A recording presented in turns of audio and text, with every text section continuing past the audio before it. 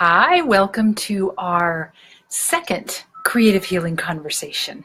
I'm Laurie Morse, and I'm thrilled that we're together for the next few minutes. Last time we talked about giving ourselves permission to connect with our creative life force for the purpose of transforming anything in our life that needs to be transformed. And in this conversation, we're going to talk about ritual, play, and the power of imagination.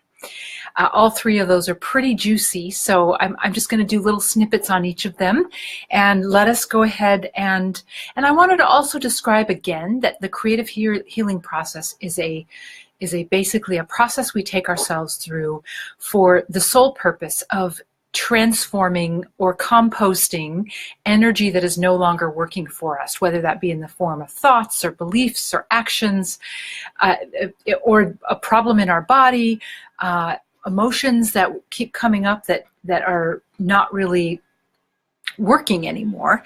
Anyway, transforming, composting all of that and having it served back to us, so to speak, or sprouted into or blossomed forth as a new and higher serving form of energy, whether those are new thoughts, whether that's a healing in the body, whether that's something very specific that you intend to create in your life. All of that is possible, and creative healing processes tend to get past the gate of the mind and allow that to happen with a little more ease. And besides, it's really, really fun. So I invite you to participate as often. You can do it anytime, anywhere throughout the day, which is a perfect segue into ritual, because ritual is just simply the act of being present with whatever it is we're doing or whoever we're being in the moment as a sacred portal. It's a sacred moment, if you will, and we lift ourselves into that present awareness, and we claim it, we call it as sacred. There's a word I particularly like, which is the word consecrate, which means to claim anything as sacred. So whether you're preparing a meal for yourself, whether you're tying the shoe of your grandson, whether you're taking a walk in nature, whether you're holding the hand of your beloved, whether you're feeding your cat, whether you're on the toilet. I mean, seriously, everything in our life can be deemed as sacred. In fact, that was the original design, is that we have this reciprocal exchange with Source, and that's extremely sacred, which claims that everything, we being extensions of Source in a physical experience, we're exchanging the divinity that we are, that comes from Source through us, and we're moving it into the physical world. And that's really the meaning of heaven on earth through us. We've sort of forgotten that part, which is why I like to have conversations about ritual. So there's a lot of ways that we can engage in ritual, and I'm just going to go to my actual list here, because literally I've sort of gotten into the habit, and almost everything I talk about really is about creating new habits. And when we create a new and different habit, it usually takes our awareness away from something that is not working as well anymore, and that just sort of falls by the wayside. So but if you want to do rituals that are sort of more proper or performance, have a little bit of a performance element to it, which tends to call in the benevolent universe to your side to pour forth into you and be around you and and move through you into whatever it is you're doing. Then you can do things that are very specific, like light a candle. That's an ancient one, really, if we think about it. You can do breath work before you engage yourself with anything, whether it's, a creative healing process or anything that's important to you, planting something in the ground, planting a rose bush, planting the next season's crop, any of those kinds of things can be made very, very sacred by way of these kinds of rituals. You can do the breath work where you ground yourself into the core of the earth through the bottoms of your feet, pulling that energy, that nourishing energy, literally from the womb of Mother Gaia up through your own feet and filling your entire central core, moving up through the top of your head into the cosmic star verse, and then allowing for there to be a waterfall of that same cosmic energy to move down through you, through the top of your head, flushing through the core of your being, and also gifting part of that energy back to the core of Mother Earth, and then breathing back up. And I mean, you can do that all day long. It's called running energy, and it's a beautiful way to keep yourself as a human being connected, as we are designed to be, between heaven and earth, so to speak. Heaven in this case is not necessarily what we learn as the religious heaven with the pearly gates, but it's more the cosmic ocean of benevolent starlight that is really the essence, the cosmic essence that we're constantly breathing in, that sustains us. So Mother Earth nourishes us through her hopefully whole food and through the energy that we're pulling up through her core too, through the roots of our own sort of self. Almost like a tree of life. We're considered to be like a tree of life. That's another story. We're going to go into that in another healing conversation, creative healing conversation. But for now, we are fed just like a tree. We are fed by the sunlight and the rootedness of what we're nourished by from the core of Mother Earth. So that's a very particular ritual you can do. You can also spritz. You can make little spray bottles with water. Bless the water, by the way. Blessing the water is another ritual, whether it's the water you're going to drink or the water you're going to use in any creative healing art process, or if you're going to just spritz the air around you. So you can put water in a spray bottle and then drop a few drops of essential oil and shake it up, and then you have a higher vibration energy around you. And one more thing I wanted to say on water as ritual is if you bless every sip you take of water with the intention that this water, and it does have this capacity to go into all the darker places that are afraid inside of you, in order for the purpose of that water to heal and bless those places and bring it back into the fold of your love, rather than staying hidden and sequestered and shoved to the side because they feel scary to you. So that's another lovely way of doing a ritual. You can also open your heart like a rose, just like an unfolding rose. You might even go online and, just Google like the photography, the slowed down photography of a rose blossoming open, and then envision that your own heart is that, because it is.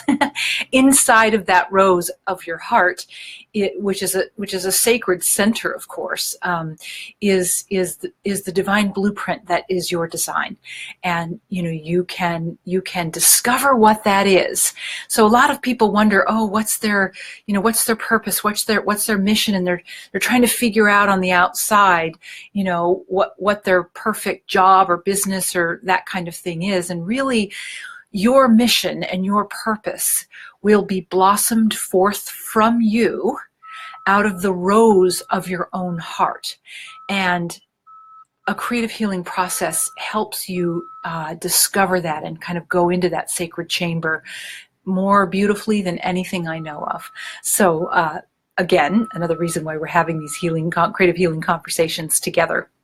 You can also sage your space, any space, but if you're stepping yourself into a creative healing process, you can sage the space. I love doing that. That's an ancient native Indian way of doing that, of being in ritual.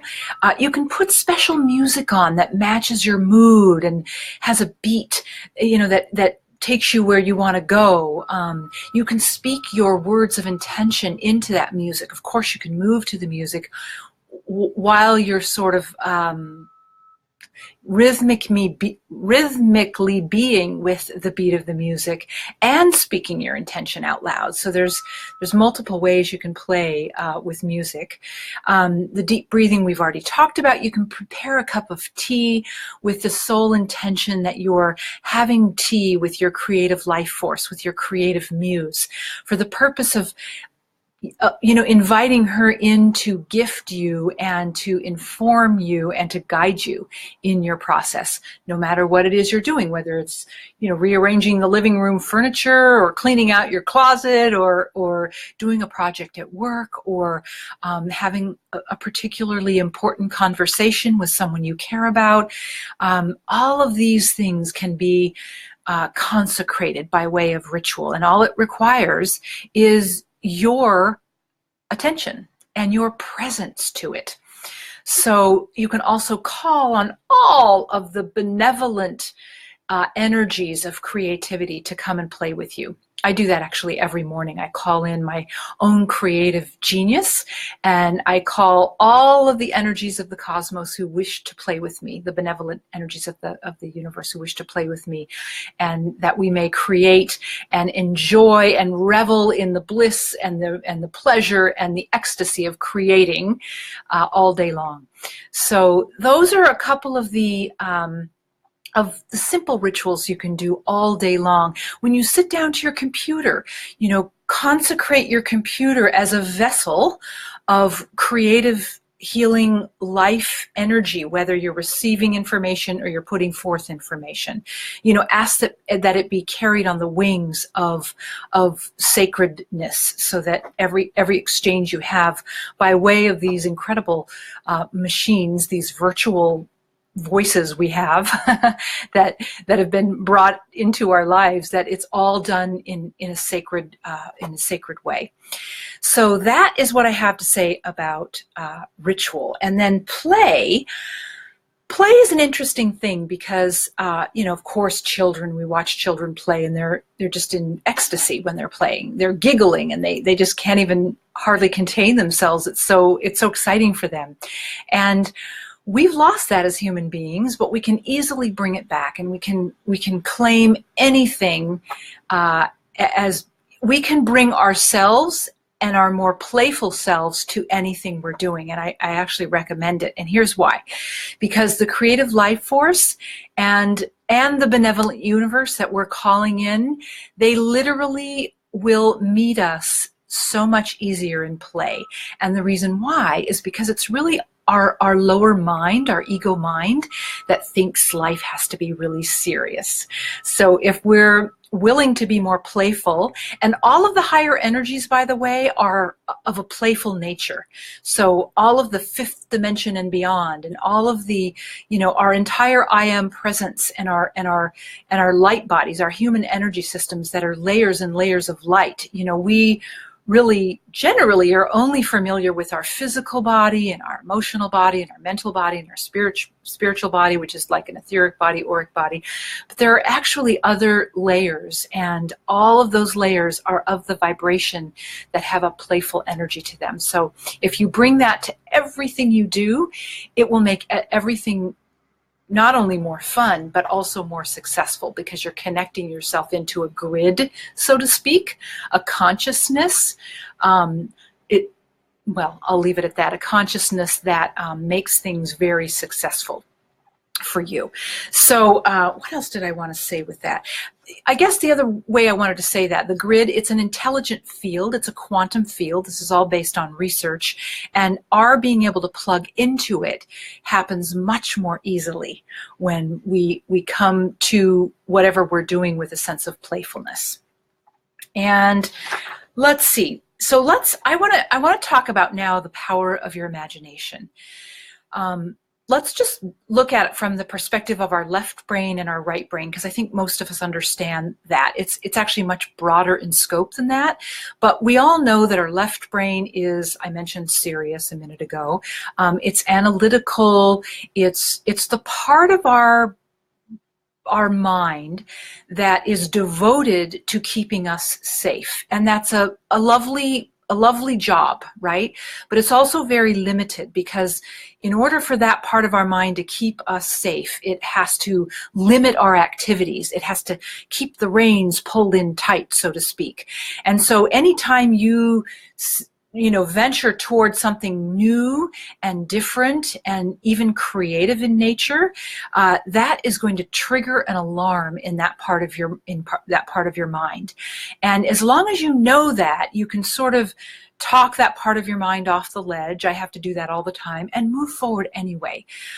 Most people just get stuck right there and stop because it almost feels like they're going to die if they move forward, because that's the drama of the mind. That's how far the mind will go to preserve the safety that it knows. And so, sort of in a nutshell way, if everything we've been doing up until this point in life means that we haven't died, then there's nothing else that we need to do different in order to preserve our life. Isn't that interesting just to know that? So minimal activity and staying alert to any signals of danger, which means no new adventures.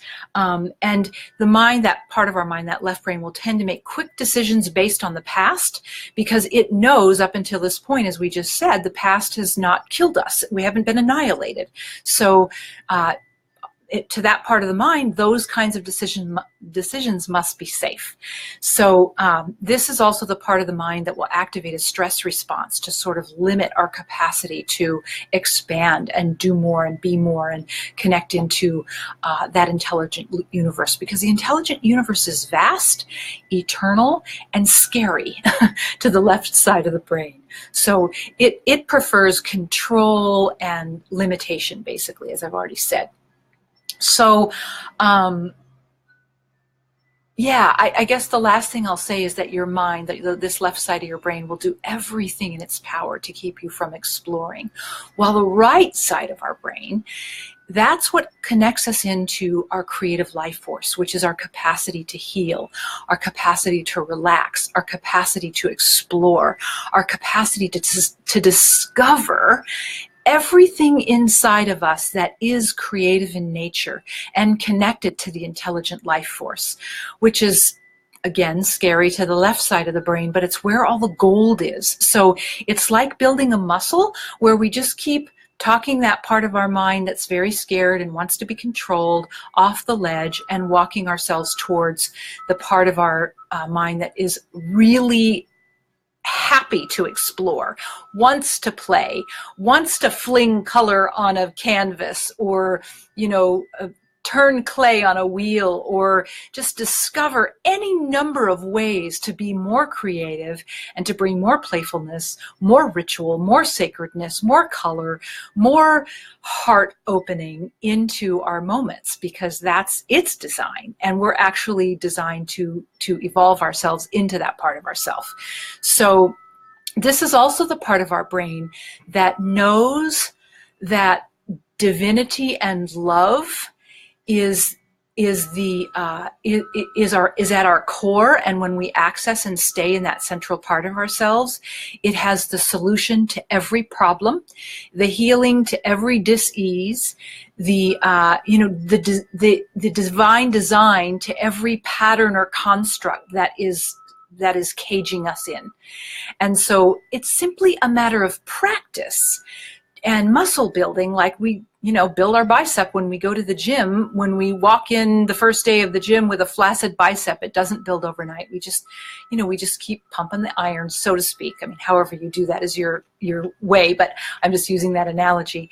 And then eventually we can lift things, and we can see some definition in our bicep, and all the work is worth it. So it's the same idea.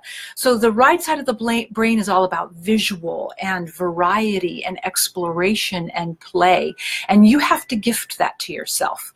So it's why, if anyone is ever studying art, they're really encouraged to go to a lot of museums or go to a lot of art shows. So they're giving the right side of their mind visual exposure to color and creation and perspective and various ways of bringing multiple media together for something that's beautiful. Here's something to know. I loved this when I learned this. The essence of the divine is love, and the expression of the divine is beauty, which is why engaging in creativity it accesses the divine, because it's the element of beauty moving through us in whatever form that you choose. So Yeah, so that I guess that leads all of that part about the left brain, right brain, and the visual aspect of the right brain, and the exploration and the joy of all of that, leads me to have you understand that when you activate in yourself the power of that part of your mind to envision certain things, envision the things that you want in your life, including health in your body, including the things that you'd like to create on the external parts of your life, including evolving yourself into this larger part of yourself that is light, that is more of a light being, which is the truth of who you are actually, then you want to build the muscle of using the power of envisioning. And so you use your rational mind, you use that part of your mind that is more analytical and left-brained to make a choice to use the power of your right brain to envision more regularly than you've been doing up until now. And when you do that, again, that's a muscle building activity. You start tipping the scales in favor of this vast playground, this vast terrain that you've maybe not yet known has been available to you. And that is an exquisite practice on every level. There's nothing wasted. Even if you engage in a creative healing process because we have already determined that it's the process that is where the healing happens. It's just going through the motions with intention. And we're going to learn more about that as we go along in these conversations. But suffice it to say, it's the process of moving yourself through the creative healing play with intention that is actually what gifts you transformation of energy that's no longer working into energy that is more serving based on your intention. And that's a beautiful thing. That's what creates beauty in the world. Whether you love the end result or not is less important, because that, again, is something you can do over and over to just learn technical skill. And then you have an end result. I mean, anyone who creates a meal, the first time it may or may not come out, but if you really want it to be gorgeous and plated in a way that's really artistically, we all know we've been served beautiful meals where we just look down and we're in awe because it's pure art. We hardly even want to eat it because we don't want to disrupt the art of it. But then we also know that beauty is going to nourish us and nourish our body. So, all right. So let's just, I'm going to give you a creativity clue in just a moment, but I want to recap what we've just gone through. So we've gone through how utterly valuable calling forth ritual all throughout your day, stringing together pearls of ritual by you consecrating whatever it is you're doing as a sacred act. Just by your presence and your awareness of it being sacred, and you're bringing in your own divinity to the thing that you're doing. It's absolutely a gorgeous thing to do all throughout your day. Then we talked about the power of play and how when we invite that in, we're actually inviting the intelligent universe to participate with us, which is a game changer. It changes the results of everything you're doing. It up-levels your success, and it literally puts you in I see it as like being on a river where the rapids aren't too fast, but they're pretty fun, and it's unstoppable success. So that's the second thing we talked about. And we also talked about the power of imagination and your mind, the left side, the right side, how each of them have their own jobs, and how it's our job. Literally in a life, it is the job of a life, a person in a life, to keep moving herself into that part of her brain, that right side of her brain that opens up into a vast quantum universe where all things are possible. That's where the quantum possibility lives. And so it's your job to keep moving yourself into that, which teaches that other part of your mind that's really scared and always wants to control things and always wants to shut down whatever it is you're doing. Even if you start a creative healing process and you think, oh, cool, I've got past the gates, I'm in there, your mind still might show up and say, you got to stop this now. This is too much. We're too far in this vast terrain of open and quantum possibility. It's scary. Just know that that's your mind, again, trying to control and limit activity so that it feels safe. you're going to be fine. Just keep going anyway. Just keep breathing, releasing that tension, and walking forward anyway. And then eventually your mind begins to trust that what you're taking it into in these playgrounds is actually kind of fun, and it'll come along, I promise you. So those were the 3 things we talked about. And our creativity clue for the week is I'm going to ask you to choose just one of your regular daily routines and make it a bit more playful. You know, whatever that means to you. It can be even how you write your grocery list. You can use colored pens or pencils, you know, to write your grocery list, because color is fun. This is, of course, how I see it, but you may see it that way too, but you might need something else to make it a little more playful for you. You know, you can skip one of the blocks on your walk instead of walking it. You can pretend like you're having a secret conversation with a tree or a flower that you particularly love, and see if you actually don't receive, you know, you can wink to it and see if you don't receive something juicy back. I mean, that's just being playful, right? You can smile and wink at you know, a hummingbird or your cat or your creative muse, who is at this point much more non-physical to you and maybe a little hard to get your arms around. But eventually, I promise you, when you show up for yourself in creative healing processes on a regular basis, when you engage ritual, when you give yourself this permission, and when you try different ways to be more playful, she will show up for you in spades, and it will be life-changing. So next creative healing conversation, we're going to talk about the 5 elements and how it's really a medicine wheel, and it's a map. It's a map where you find yourself in the physical world, so that you know, well, not only so you know where you are, but you can make a choice as to where you want to move yourself to next. And all medicine wheels are ancient in nature and have, you know, deep spiritual wisdom in them, especially when we peel back the more external layers and get to the deeper essence of it. The truth, I believe, in any philosophy, in any spiritual tradition, in any medicine wheel, no matter what kind of wheel it is, the core essence of it all is divine truth, and that's basically translates to love. And what we're doing as human beings is moving ourselves more and more into the core, into that center, which is also at the center of that rose that you're unfurling yourself as. So more about that. And one of the core reasons that we'll talk about the 5 elements as a medicine wheel is because it helps you discover your own personal medicine for yourself. And there's nothing juicier than accessing a deep well of personal medicine for yourself, for the purpose of not being so reliant on the external. I had a woman in the other day, and she was saying, I just want to get out of the system. And I've heard that multiple times. And so it's not to say that there's not value in the medical system.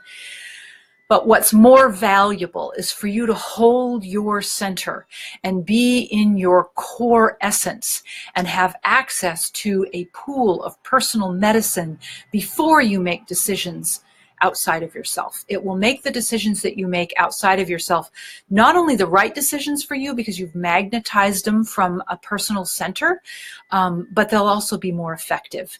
And that's my mission on this planet, is helping people have that strength from their internal self, so that whatever they access on the outside in terms of support medically, or, you know, from a mental, emotional, even spiritual place, even from the place of